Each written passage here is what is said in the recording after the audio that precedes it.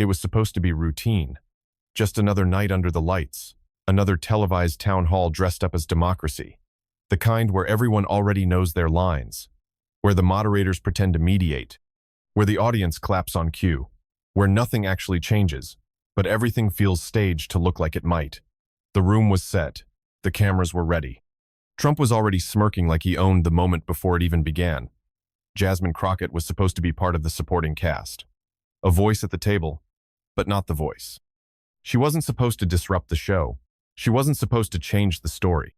And yet, something felt off the second she walked in. The kind of stillness before a storm, where you don't know what's coming, but you know it's close. People noticed, even if they didn't say it. They noticed the way she carried herself, like she wasn't there to play along. Like she knew something no one else did. Like she had already decided she wasn't going to sit politely while the same old noise drowned out the truth again. The expectation was that she'd talk, sure, but only enough to check the diversity box. Only enough to fill airtime, not enough to shake the walls. Not enough to tilt the room. Not enough to make a man used to running every show feel, for one terrifying moment, like he wasn't in control anymore. But that's exactly what happened. Because what was supposed to be routine turned into a reckoning, and the script burned in real time. A live debate, a few fiery sound bites, the usual tug of war between left and right. That's all it was meant to be. The cameras were rolling. The audience was hungry. And the script was familiar. Trump throws a jab. The opponent pushes back. The media spins it into a headline by morning. Everyone knew their role. Everyone, except Jasmine Crockett. She wasn't there to perform. She wasn't there to survive another soundbite. She came ready to turn the entire script inside out. And Trump, true to form, didn't see it coming. He leaned in with that half smirk, armed with the kind of line meant to embarrass not in words alone, but in tone, in timing, in the way he said it, like the room was already on his side. It was meant to shake her, but she didn't blink. She didn't even shift in her seat. Instead, she let the silence stretch, just long enough to remind everyone that real power doesn't rush. Then she spoke one line. Not loud, not emotional, just sharp enough to slice the air in half. You could feel it. The atmosphere cracked, like a courtroom just after the verdict drops and no one knows how to breathe. The crowd didn't laugh. The moderators didn't know where to look. And Trump, who lives for reaction, got the one thing he hates most. Nothing. No applause. No chuckles. Just a spotlight turned back on him, and nowhere to run. Because in that one line, she flipped the entire room. Not with volume, not with venom, but with clarity. With a kind of composure that made his performance look small. And suddenly, this wasn't just another political event. It was a reckoning. One that didn't need shouting to be seismic. They put Jasmine Crockett on that stage thinking she'd fold. That the bright lights would expose her. That the cameras would catch hesitation, fear, maybe even failure. They were counting on it, the smirks before the show. The condescension woven into every pre-approved question. The way they introduced her, with just a little too much emphasis on freshman congresswoman. Like that title was supposed to shrink her. But what they didn't realize, what they never seem to realize, is that Crockett doesn't need the spotlight. She doesn't chase applause. She doesn't perform. She walked onto that stage not as a guest, but as someone who'd already earned her place. She knew the numbers, knew the stories, knew the faces behind the policies they treat like games. They thought they'd rattle her with heat, but she came forged from fire. Her calm wasn't weakness. It was warning. Because beneath that composure was something they hadn't prepared for: precision. And when the moment came, when the bait was dangled and Trump leaned in like he'd already won, she didn't flinch. She watched, measured, waited. She didn't need to be louder. She needed to be undeniable. And when she finally spoke, it wasn't for the stage or for the soundbite. It was for every room that's ever tried to swallow a woman whole. Every table where her voice was counted last. Every debate where facts were ignored because they didn't come wrapped in a man's suit and smirk. Jasmine Crockett came prepared not to play their game, but to rewrite the rules. And the second she did, the whole room remembered why you never mistake quiet for weak. Trump, of course, dominated the opening. He stormed in with his usual bravado, smirking like the room already belonged to him. He cracked the same jokes they'd heard 100 times, but somehow they still landed. He rolled his eyes when he talked about Democrat disasters, waved his hand dismissively like every criticism was beneath him. He didn't speak. He performed every sentence, crafted not to inform, but to inflame. He knew exactly what buttons to push, what lines would earn the loudest claps, the biggest laughs, the deepest groans from his loyal opposition. And the crowd split, but hungry for conflict ate it up like it was gospel. He leaned into the spectacle, called it a debate, but treated it like a roast. He danced around substance, turned every serious question into a punchline, every policy failure into someone else's fault. The cameras loved it. The stage lit him like a king returning to court. And for a moment, it felt like he was winning, again owning the room the way he always had. Except he wasn't watching her. Jasmine Crockett didn't laugh, didn't clap, didn't even blink when the jabs turned her way. She just sat, still calculating, patient, waiting. Because while Trump was busy tossing buzzwords like confetti, she was getting ready to cut through the noise. The crowd may have been rowdy, but underneath the cheers, there was a tension building. A shift no one wanted to name yet, because deep down, even his supporters could sense it. Trump was performing, but she was about to speak. Then it was Jasmine's turn. The moderator barely finished her name before the air shifted. She didn't rush, didn't adjust her mic, or glance around for applause. She simply looked straight ahead, calm, grounded, like she had already decided exactly how this would go. The noise in the room didn't touch her. The cameras didn't distract her. Even Trump, who leaned back with a smug grin, arms folded like he was waiting to be amused, couldn't rattle her focus. She didn't start with a zinger, no insult, no jab, no attempt to mimic the theatrics before her. Instead, she asked a question, a real one. When's the last time you looked a grieving mother in the eye after her son was killed by a cop she trusted to protect him? Her voice was low, measured. The room didn't cheer. It paused. Trump blinked, caught off guard by the shift in tone. She wasn't playing his game.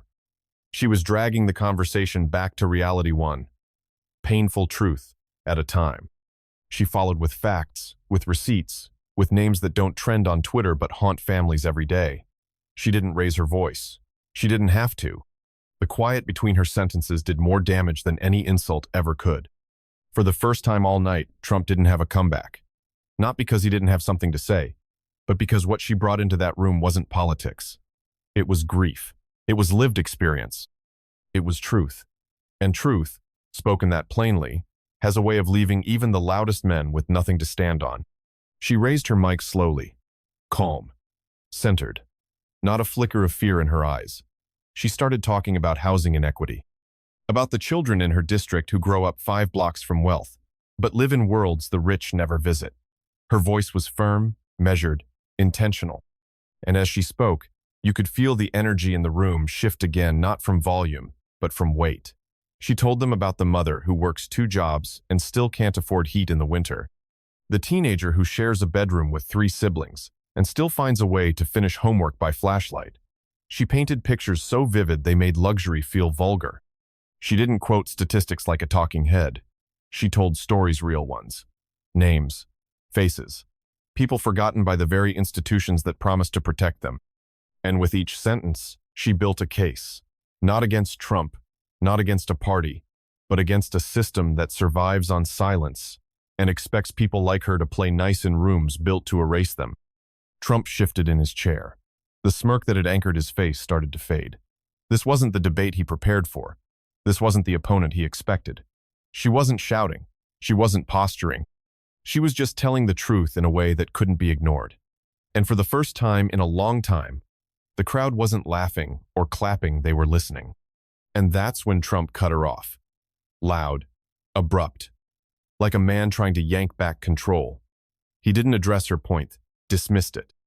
"You sound emotional," he snapped, waving his hand like she was a mosquito, not a member of Congress. The audience gasped, not all, but enough to feel the floor tilt beneath the moment. Jasmine froze, just for a second, not in shock, in calculation, because that word emotional wasn't random. It was deliberate. The kind of word men have used for generations to belittle women, to silence Black women, to reduce intellect to attitude, passion to instability. But Jasmine didn't take the bait. She didn't shout back, didn't flinch. She let the moment hang, heavy and unfiltered, like a slap that didn't leave a bruise, but everyone still saw. The moderators fumbled, unsure if they should step in. The cameras didn't blink, and Trumpy leaned back in his chair, smug, thinking he'd landed a blow. That's when she leaned forward. Not with anger, but with precision. Voice steady. Face unreadable. "You call it emotion," she said. "I call it knowing what it feels like when leadership fails you." The room inhaled. Trump's face didn't twitch, but something behind his eyes did. Because the crowd didn't clap. They didn't cheer. They just watched. And that silence, it didn't belong to him anymore. It belonged to her. He laughed.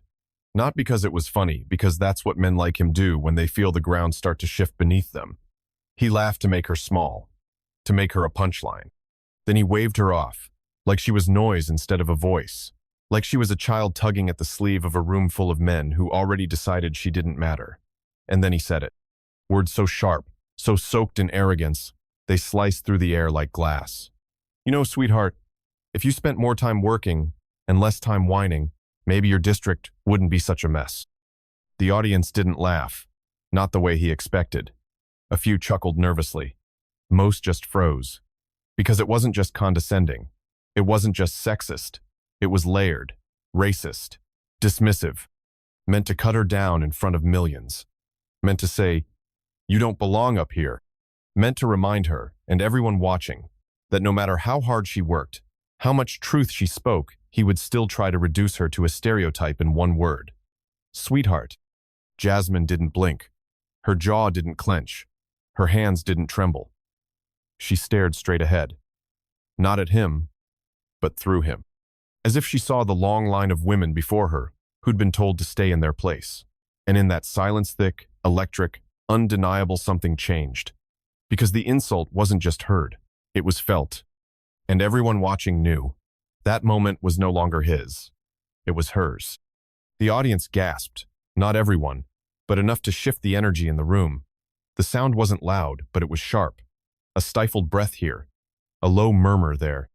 It was the kind of gasp people let out when something crosses a line they didn't know still existed. And that line? It had been shattered.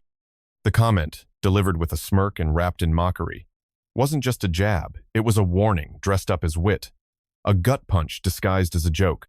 The kind of comment meant to sting, not just her, but every woman who had ever been told to lower her voice, to smile through the insult, to let it go for the sake of being civil.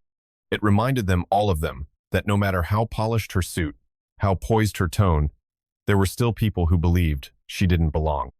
That she was only ever one sentence away from being shoved back into the margins. And that room, that stage, that microphone, still felt like a borrowed space in a world built by men who laughed when women dared to speak truth. It wasn't just about her district, or policy, or performance. It was about power, and how men like him wield it not with facts, but with humiliation. The crowd didn't know what to do with it. Clap? Boo? Pretend it didn't happen?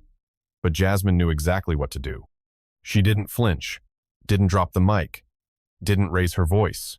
She was already holding the one thing he could never fake grace under fire. The moderator froze, caught in that awkward limbo between duty and disbelief. He glanced at his notes, then at Trump, then at Jasmine, hoping someone else would step in, say something, diffuse the moment. But the room had already split into fragments. A few heads turned, eyes darting toward the stage like they couldn't believe what they'd just heard. Some in the audience smirked not because it was funny, but because they'd been waiting for something like this. The kind of dig that says what they'd never say out loud. Others leaned toward each other, whispering behind hands, pretending not to enjoy the discomfort unfolding right in front of them. But Jasmine? She didn't move, not even a blink. She sat in the stillness, letting the moment breathe because she understood something everyone else forgot: silence has weight. She didn't fidget, didn't glance to the moderator for rescue, because she wasn't looking for help. She was measuring the moment, letting the insult hang in the air like smoke that wouldn't clear. Because if she moved too fast, it would become just another political scuffle. But if she waited, if she held steady, everyone in that room would be forced to sit with it, with what was said, with what it meant, with the fact that a former president had just tried to reduce her to a punchline and failed. She looked at him, not just at his face, but through the smugness, through the rehearsed arrogance, through the decades of unchecked power wrapped in charm and entitlement. Her eyes didn't blink, didn't shift. They stayed lock steady, rooted, unshaken. And in that stare was everything he had underestimated. Her posture didn't flinch. Her hand, resting calmly on the table, didn't tremble. The mic didn't waver as she raised it. Her voice, smooth as glass, firm as concrete. And when she spoke, it wasn't with rage. It wasn't with spite. It was something far more dangerous than anger. It was clarity. "I represent people you'll never understand," she said, like it was carved into stone. "And I don't need your respect to speak the truth. No flair, no drama, just fact." A statement so precise it didn't need volume to echo. And echo it did. The line didn't just land, it ruptured something. You could feel it in the air, the breath people didn't realize they were holding. The cameras didn't cut away. They zoomed in. Because in that one line, she stripped him of his script. She made him small. And worse, irrelevant. It wasn't a comeback. It was a mirror. And it showed everyone in that room who was really in control of the moment. The room cracked open not with noise, but with tension so sharp you could feel it pressing against your chest. Every smile faded. Every smirk straightened. It was like the air itself had been sliced in two, and everyone inside knew they'd just witnessed something they weren't meant to forget. The audience didn't erupt. They didn't need to. Their silence was louder than any cheer, heavier than any boo. A few eyes darted toward Trump, waiting for him to fire back. But he didn't. Not immediately. He shifted in his seat instead, adjusted his tie, glanced sideways like he was suddenly unsure if the room still belonged to him. Even the moderator paused, lips slightly parted, as if unsure whether to speak or just let the silence do its work. It was no longer a debate, it was a reckoning. Jasmine hadn't thrown a punch. She hadn't raised her voice. And still, the walls felt different now. She had changed the temperature, stolen the frame, and taken the narrative without ever asking for permission. The crowd didn't know whether to clap or just absorb it. That's what happens when truth walks into a room wearing armor. Everyone goes quiet, not out of submission, but out of recognition. Something real had just happened, and nobody wanted to miss what came next. Not loud, not sudden, just still, like everyone had been holding their breath and finally remembered to exhale, slowly, like they didn't want to disturb what they'd just witnessed. You could hear the soft rustle of a program folding, the quiet click of a pen being capped, the barely there shuffle of a shoe against the floor. It was the kind of stillness that happens not because people are scared, but because they're stunned. And in that stillness, something shifted. The power in the room, the unspoken weight that usually sat with the loudest voice, it moved. It floated, almost invisibly, across the air and landed at Jasmine's feet. Not because she took it, but because she earned it. With one line, she flipped the story. No shouting, no theatrics. Just presence, just poise. Trump blinked more than once. His mouth opened, then closed again. For a second, he looked like a man who had forgotten his next line, like a performer who suddenly realized the audience wasn't laughing anymore. And that was the real blow. Not just that she spoke, but that, for the first time, people stopped and truly listened. Not because of who she was, but because of what she'd become in that moment. Unshakable, unbothered, unignorable. Trump blinked, once, twice, and for the first time that night, he didn't have a comeback. His mouth tightened into something that wasn't quite a smirk, but couldn't pass for calm either. He looked down at the podium, as if the answer might be waiting there. But it wasn't, because there was no comeback for that kind of clarity. No joke sharp enough to undo a truth that had already landed. He shifted his weight, adjusted his tie, made a show of flipping his notes, but the air had changed. The rhythm he thrived on, the call and response. The crowd feeding his momentum, it had evaporated. People were still watching him, sure, but now they were waiting for her.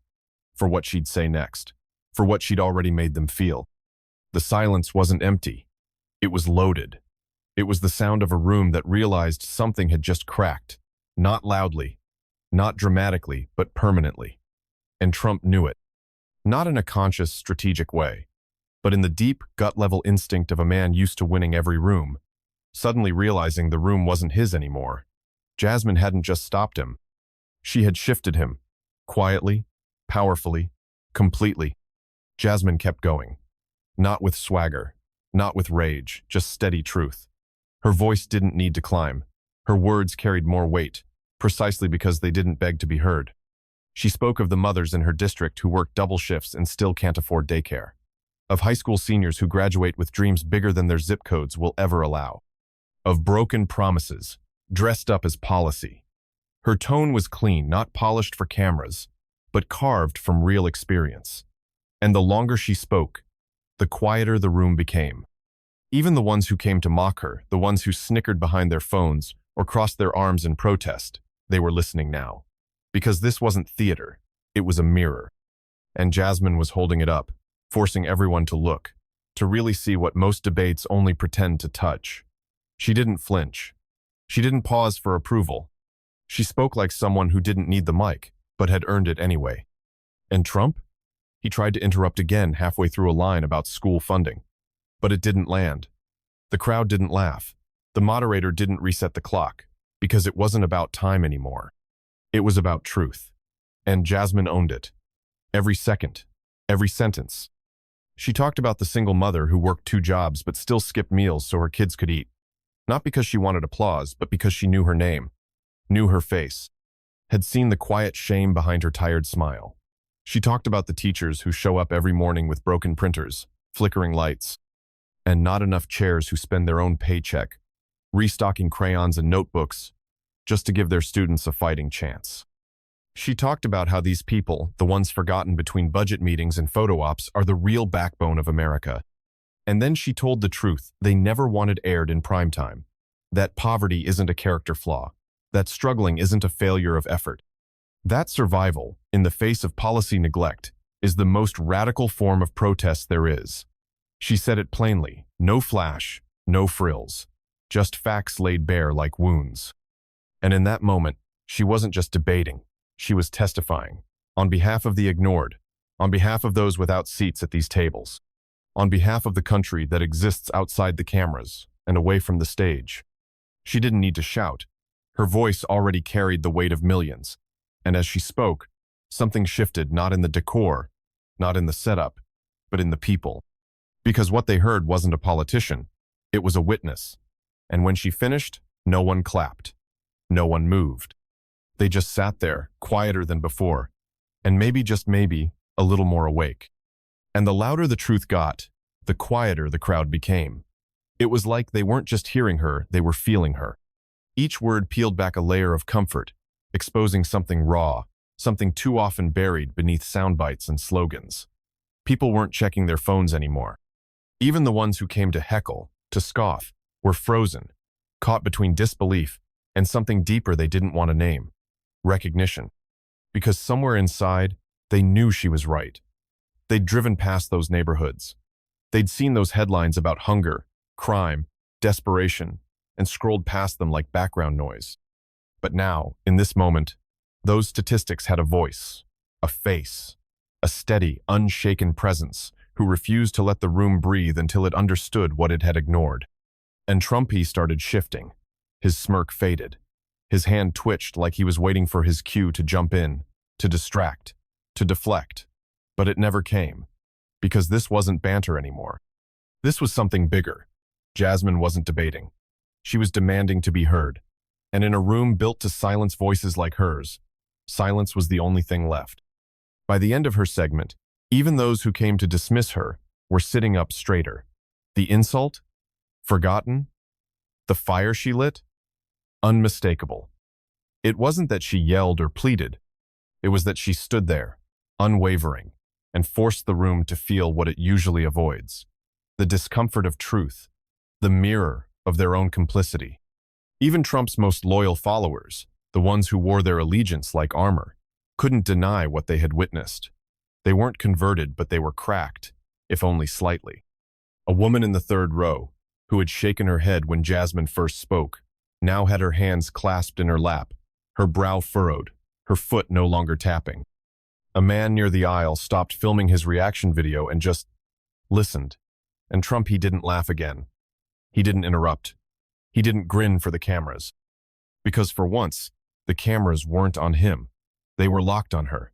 And not because she was loud, or controversial, or dramatic, but because she was undeniable. When Jasmine finished, she didn't look for applause. She didn't scan the room for validation. She just lowered her mic and stepped back into her chair like she had simply done her job. But she had done more than that. She shifted something, not just in the debate but in the atmosphere, in the rules of the room, in the memory of anyone watching. Because what she left behind wasn't just a clapback, it was a reckoning. Online, the clip went wild. It wasn't just viral, it was everywhere. Twitter lit up like a fuse, people cutting the footage to that exact moment when Jasmine said her line, looping it over and over. TikTok duets poured in, young women mouthing her words with tears in their eyes, teachers quoting her in classrooms the next morning, even late-night hosts dropping their punchlines just to let the moment breathe. Jasmine Crockett trended faster than any debate moment that year, not because of flash, but because of truth. Raw, unpolished, unshaken. YouTube channels that never covered politics started uploading breakdowns. Reddit threads exploded with commentary. One user wrote, "I came here for entertainment," and ended up reevaluating my whole perspective. People didn't just react, they mobilized. Donations to education initiatives in her district doubled overnight. Volunteers signed up for local town halls. College students started groups with her name in the mission statement, not because she asked for it, but because they needed something real to stand behind. And through it all, Jasmine didn't post a single thing. No tweet, no caption, no retweet of the applause. Because that moment, it wasn't content. It was conviction. And while the world was spinning its take, she was already back at work, answering emails, finalizing a draft bill, listening to a voicemail from a grandmother who said, "My granddaughter saw you on TV and asked me if she could be strong like that too." That's when it became clear. Jasmine hadn't just won the debate. She had shattered the script. And in the silence that followed her words, millions heard something they hadn't in a long time. Someone who wasn't just fighting to be right. She was fighting to be heard. And now, she was impossible to ignore. Within hours, her one line, "I don't need your respect to speak the truth," wasn't just being quoted. It was being claimed. Claimed by people who'd never spoken up before. Claimed by women who'd been interrupted in boardrooms, by students who'd been mocked in classrooms, by working moms who knew what it felt like to be told to stay in their place. It echoed across TikToks, stitched with solidarity. It burned through Instagram stories, with black and white filters and red text. On Twitter, it wasn't just a trend, it was a declaration. By nightfall, "Truth over titles" and "Crockett Clapback" were everywhere, scrawled across protest signs, embroidered on Etsy merch, etched into digital banners by people who didn't even know her name the day before. CNN looped the footage every half hour. MSNBC called it the most defining moment of the year. Even outlets that rarely covered these stories couldn't ignore it. But it wasn't just media noise, it was movement. Young girls were recording reaction videos saying, "She said what I always wanted to say." Teachers shared clips during morning announcements. And a public library in Missouri added her quote to a wall of historic American speeches. Commentators tried to dissect it. Was it spontaneous? Was it scripted? But the answer didn't matter. Because the people watching didn't care how polished it was. They cared that it was honest. That it came from someone who looked like them, talked like them, and refused to shrink in the face of a man who'd spent a career towering over opponents. It wasn't just a viral moment. It was armor for the unseen. A sentence turned shield. And suddenly, across every state and every screen, the message was clear. Jasmine Crockett didn't just speak, she gave the mic to everyone who'd ever been told to sit down and be quiet. But back in her dressing room, Jasmine didn't celebrate. There was no champagne, no team selfies, no triumphant music playing in the background. Just her, sitting quietly in front of the mirror, pulling the pins from her hair with steady fingers. Her phone buzzed nonstop texts from colleagues, calls from journalists, missed alerts from news apps lighting up the screen like fireworks. But she didn't reach for it, not yet. Because she wasn't chasing a headline. She hadn't gone up there for applause. She stared at her reflection, not fixing makeup, not smoothing edges, just breathing. A slow, deliberate inhale, like someone settling into their own skin after carrying too much armor. Her comms director cracked the door open, eyes wide. "Jazz, it's everywhere," she whispered. "They're calling it a mic drop for the decade." Jasmine nodded, not dismissing it, just letting it be what it was. "That's fine," she said softly.